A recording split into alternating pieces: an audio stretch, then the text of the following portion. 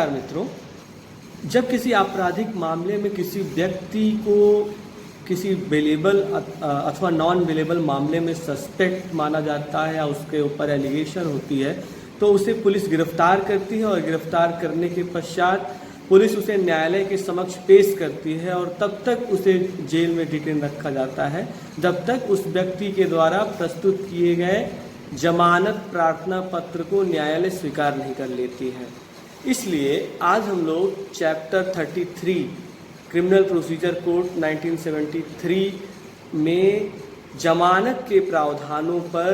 चर्चा करेंगे, बातचीत करेंगे और मुख्य रूप से आज पार्ट फर्स्ट में हम लोग बेल एंड इट्स प्रोसीजर विषय में section 436, section 436A, section 437 CRPC के बारे में बातचीत करेंगे। सबसे पहले हम बेल के डिफिनीशन के बारे में बात करेंगे। लॉ लेक्सिकॉन के अनुसार जब अभियुक्त न्यायालय में सिक्योरिटी या श्योरिटी अपनी प्रेजेंस या अपीयरेंस को लेकर के प्रस्तुत करता है, जब न्यायालय में इस बात की गारंटी ली जाती है कि वह ट्रायल या विवेचना के दौरान नियत तिथि पर, नियत समय पर बिना किसी परेशानी के उपस्थित रहेगा और इस एवज में जो न्यायालय उससे सिक्योरिटी लेती है, उससे जो श्योरिटी लेती है उसे बेल कहा जाता है। मीनिंग देयर बाय security taken by security or surety taken by court for appearance is known as bail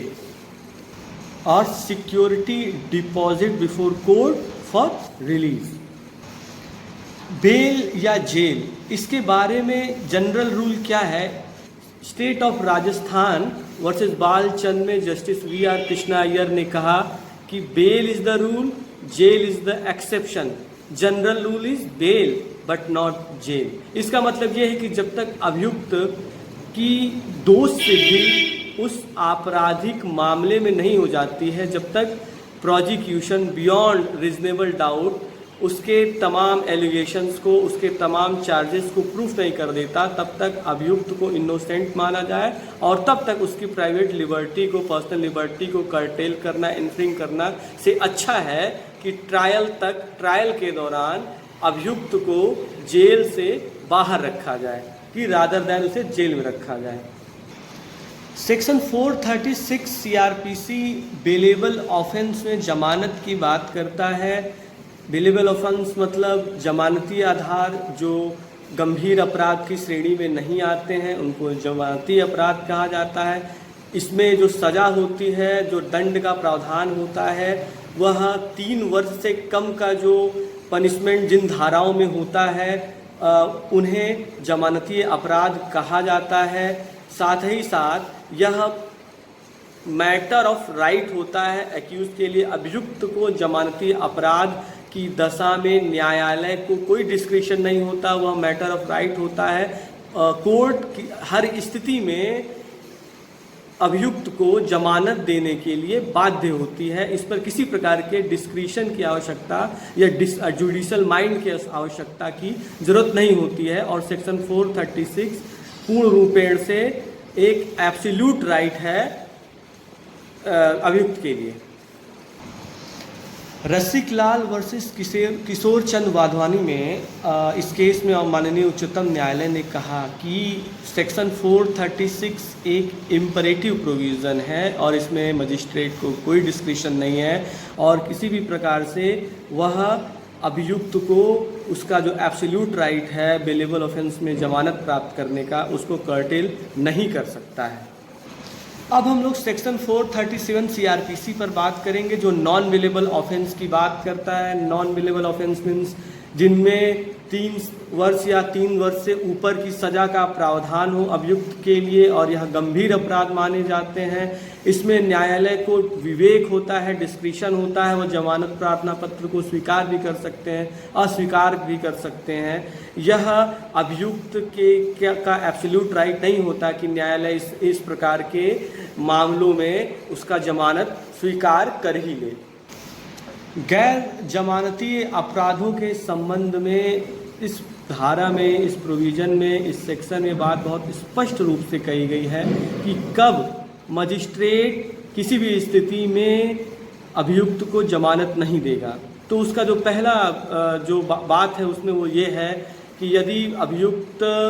life imprisonment या डेथ पेनाल्टी की सज़ा का आरोपी हो, अथवा यदि व्यक्ति 7 साल या 7 साल से ऊपर की सज़ा का आरोपी हो, तो इस स्थिति में मजिस्ट्रेट कोई किसी भी प्रकार का वो न करते हुए जमानत प्रार्थना पत्र अभियुक्त का खारिज ही करेगा। अगर अपराधी हैबिचुअल ऑफेंडर है, हैबिचुअल ऑफेंडर का मतलब है कि पूर्व में वह डेथ पेनाल्टी या लाइफ इम्प्रिजनमेंट का सजा याफ्ता है, 2 बार 3 वर्ष या 3 वर्ष से अधिक किसी की मामले में सजा याफ्ता है, वह सजा काट रहा है, तो ऐसी भी स्थिति में न्यायालय जमानत प्रार्थना पत्र अस्वीकार ही करेगी। आगे यह धारा मजिस्ट्रेट को कुछ शक्तियां भी देती हैं, कुछ अपवाद स्वरूप शक्तियां मिलती हैं, एक्सेप्शनल क्लास बनाएगा मजिस्ट्रेट के लिए कि कब वह जमानत प्रार्थना पत्र स्वीकार कर सकते हैं। जैसे कि यदि कोई अभियुक्त है और उसकी एज 16 वर्ष से कम है, कोई महिला है जो सिक है, इन्फर्म है, ऐसी दशा में मजिस्ट्रेट जमानत प्रार्थना पत्र स्वीकार करने के बारे में अपने विवेक से सोच सकता है, समझ सकता है इस बारे में। यदि कोई व्यक्ति हैबिचुअल ऑफेंडर है और वह ऐसी परिस्थितियों में है कि उन परिस्थितियों में उस व्यक्ति का जमानत प्रार्थना पत्र स्वीकार करना जस्ट होगा, प्रॉपर होगा, तो कर सकती है जमानत प्रार्थना पत्र स्वीकार। हाँ, एक बात इसमें यह भी जोड़ी गई है कि यदि न्यायालय को ऐसा लग रहा है कि विटनेस के द्वारा उस अभियुक्त को आइडेंटिफाई कराना है और वह आइडेंटिफिकेशन इतना की वजह से अगर न्यायालय चाहे कि अभियुक्त का जमानत प्रार्थना पत्र अस्वीकार कर दिया जाए, तो ऐसा प्रावधान सेक्शन 437 में या ऐसी कोई शक्ति 437 में मजिस्ट्रेट को नहीं दी गई है कि आइडेंटिफिकेशन के नाम पर अभियुक्त का जमानत प्रार्थना पत्र अस्वीकार कर दिया जाए। लाइफ इम्प्रिजनमेंट और डेथ पेनाल्टी की सजा के आरोपी अभियुक्तों के जमानत प्रार्थना पत्र के सुनवाई के दौरान पब्लिक प्रोसिक्यूटर के पक्ष को सुने बगैर किसी भी प्रकार से जमानत प्रार्थना पत्र का निस्तारण नहीं किया जाएगा। और यदि नॉन बेलेबल ऑफेंस में मजिस्ट्रेट ने किसी अभियुक्त को जमानत पर रिहा किया है तो लिखित रूप से, यानी कि वह रीजन्ड ऑर्डर होगा, मेरिट पर ऑर्डर होगा, यह लिखित रूप से देना होगा मजिस्ट्रेट को कि उसने नॉन बेलेबल ऑफेंस में किन आधारों पर जमानत प्रदान किया है। अनवरी बेगम वर्सेस शेर मोहम्मद के केस में माननीय उच्चतम न्यायालय ने जमानत प्रार्थना पत्र स्वीकार करने के लिए किन किन बिंदुओं पर ध्यान देना चाहिए, उन्होंने इस बार पर माननीय उच्च न्यायालय ने अपनी बातचीत में कहा, अपने आदेश में कहा कि नेचर ऑफ एक्यूजेशन को देखना चाहिए, अपराध किस प्रकृति का है, किस गंभीर प्रकृति का अपराध है। यह भी देखना चाहिए कि उसके विरुद्ध जो साक्ष्य और तथ्य, उसके साथ ही साथ विवेचना जो की गई है, उसमें जो एविडेंस कलेक्ट किए गए हैं, जो गवाही हुई है, उन सारे चीज़ों को लेकर के मिला करके देखने पर क्या वह आरोप, वह केस प्राइमा फेसाई अभियुक्त के विरुद्ध स्टैंड हो रहा है कि नहीं हो रहा है। और इसके साथ ही साथ यह भी देखना चाहिए कि क्या अभियुक्त रिहा होने के बाद अपने विटनेसेस को या कंप्लेनेंट को टेम्पर तो नहीं कर सकता, उन्हें भयभीत तो नहीं कर सकता या उनको अपने प्रभाव में तो नहीं ले सकता है। 7 वर्ष से ऊपर के गंभीर मामले वाली जिसमें सज़ा 7 वर्ष से ऊपर होती है, ऐसे मामलों में अभियुक्त का जमानत प्रार्थना पत्र स्वीकार करते समय माननीय न्यायालय उस पर कंडीशन लगा सकती है और कंडीशन लगा सकती है कि नियत तिथि पर वह अभियुक्त उपस्थित रहेगा, किसी प्रकार से साक्ष्य और तथ्यों को हैम्पर नहीं करेगा, किसी भी कीमत पर ऑफेंस का रिपीटेशन नहीं होगा या ऐसा कोई अपराध कारित नहीं करेगा जिससे उसके जमानत प्रार्थना पत्र को अस्वीकार या खारिज कर दिया जाए। इसके साथ ही साथ यह भी उसके ऊपर कंडीशन डाली जाती है कि ट्रायल के दौरान, विवेचना के दौरान उसे जब भी कॉल किया जाए वह न्यायालय में या विवेचना के दौरान पुलिस स्टेशन विवेचक अधिकारी के समक्ष उपस्थित होना होगा। मनसब अली वर्सेस इरसन में माननीय उच्चतम न्यायालय ने कहा कि गैर जमानती अपराधों की श्रेणी में आने वाले जमानत प्रार्थना पत्रों पर मजिस्ट्रेट को डिस्क्रिशन होता है और जमानत को स्वीकार भी कर सकता है, अस्वीकार भी कर सकता है, लेकिन इस बात का बैलेंस उसमें होना चाहिए कि किसी व्यक्ति की जो पर्सनल लिबर्टी या उसकी जो अपनी आज़ादी है वह, और उसके साथ ही साथ समाज पर उसके अगर जमानत प्रार्थना पत्र उसका स्वीकार कर लिया जाता है तो समाज पर इसका क्या असर होने वाला है, इन दोनों के बीच में उसकी पर्सनल लिबर्टी और सोशल बैलेंस, सोशल इफेक्ट, इन दोनों पर उसके बैलेंस को देख करके ही इस तरह के मामलों में जमानत प्रार्थना पत्र स्वीकार या अस्वीकार करना चाहिए। जमानत प्रार्थना पत्र स्वीकार करने के लिए क्या क्या प्रिंसिपल्स दिमाग में होने चाहिए, इस बारे में हम लोग अभी बात करेंगे। तो सबसे पहली चीज़ ये है कि जो उपलब्ध साक्ष्य हैं, उपलब्ध तथ्य हैं, उपलब्ध जो रिपोर्ट्स हैं, वह क्या रीजनेबल ग्राउंड बना रही हैं, एक केस को स्टैंड कर रही हैं आरोपी के विरुद्ध, उसने वह अपराध कमिट ही किया है, और जो माइंड होगा या जो बिलीव होगा वह पर्सनल बिलीव नहीं होगा। जो तथ्य और साक्ष्य हैं या जो भी मामले के परिस्थितियां हैं वह सारी चीज़ें पर्सनल बिलीव नहीं, जुडिशियल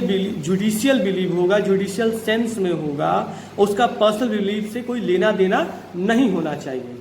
कोर्ट किसी भी स्थिति में जमानत के स्टेज पर उपलब्ध साक्ष्यों तथ्यों के आधार पर यह नहीं तय करेगी कि उपलब्ध साक्ष्य और तथ्य उसकी दोष सिद्ध के लिए पर्याप्त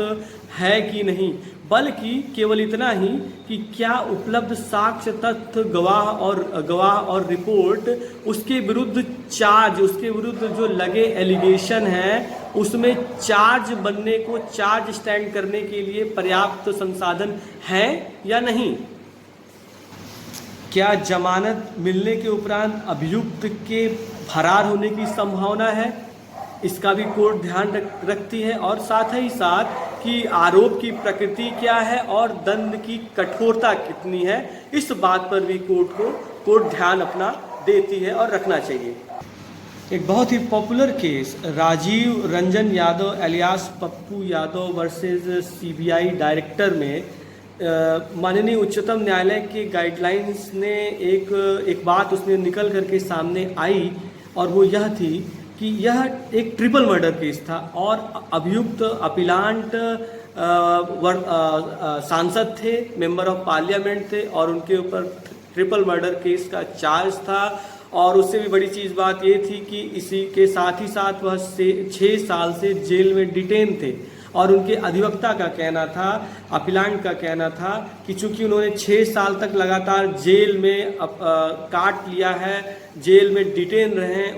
इसलिए उन्हें बेल पर रिहा किया जाए। इस पर माननीय उच्चतम न्यायालय ने कहा कि हर केस की तथ्य, हर केस की परिस्थिति, हर केस का नौयत अलग होती है, नेचर अलग अलग होती है। यह गंभीर मामला है, बहुत ही कह सकते हैं कि इस प्रकार के मामलों में, मर्डर के मामले में जिसमें ट्रिपल मर्डर केस है, जिसमें 3 लोगों की हत्या का आरोप सांसद के ऊपर लगाया गया है, तो यह कोई ग्राउंड नहीं माना जा सकता, ऐसा कोई प्रिंसिपल नहीं है, ऐसा कोई डायरेक्टिव नहीं है कि जो व्यक्ति ज़्यादा दिन तक जेल में डिटेन होकर रह लिया है तो मर्डर करने के बावजूद भी उसे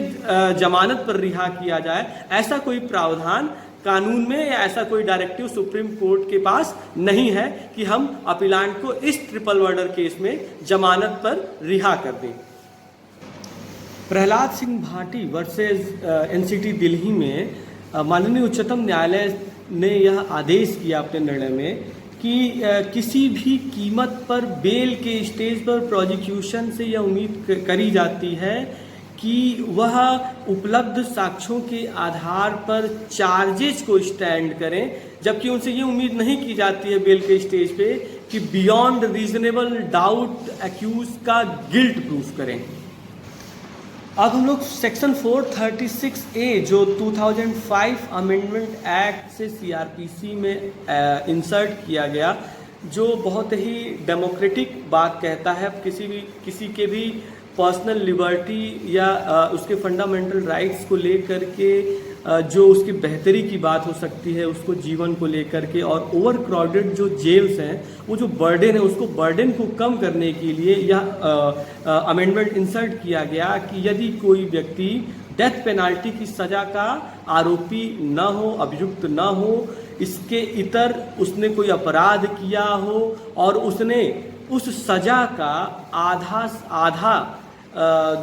उस सज़ा का आधा भाग उसने काट लिया है, उसने झेल लिया है, उसने अपने जीवन का उस सज़ा में आधा समय दे दिया है, तो ऐसी दशा में न्यायालय मजिस्ट्रेट उसको जमानत पर, पर्सनल बॉन्ड पर या विद या विदाउट श्योरिटी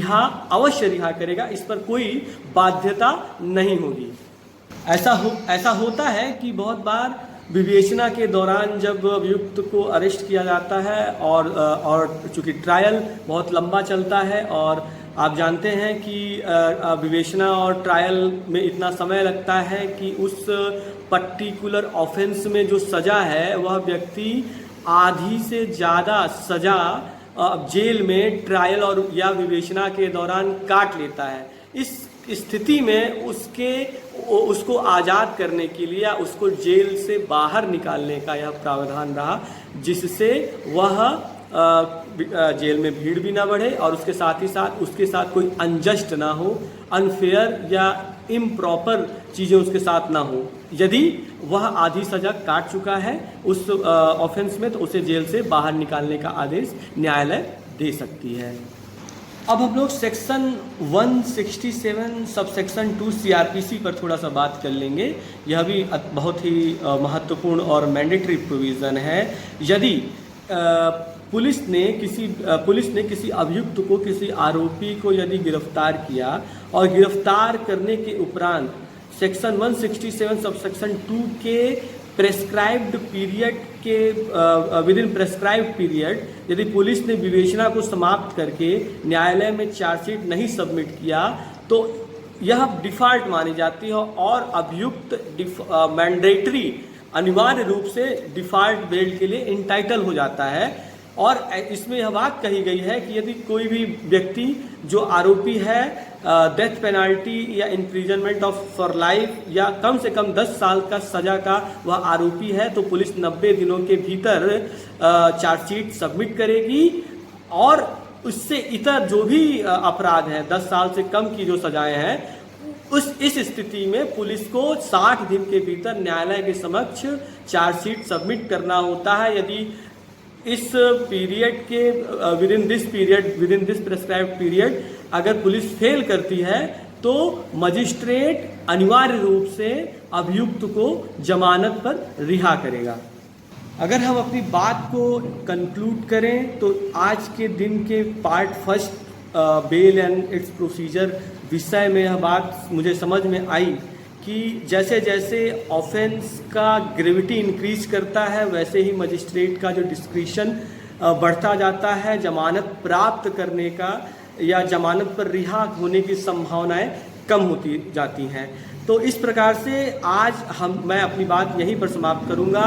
और साथ ही साथ अगले वीडियो में पार्ट 2 में हम लोग एंटीसिपेटरी बेल के साथ सेक्शन 439 और बेल के अन्य प्रावधानों पर बातचीत करेंगे। नमस्कार मित्रों।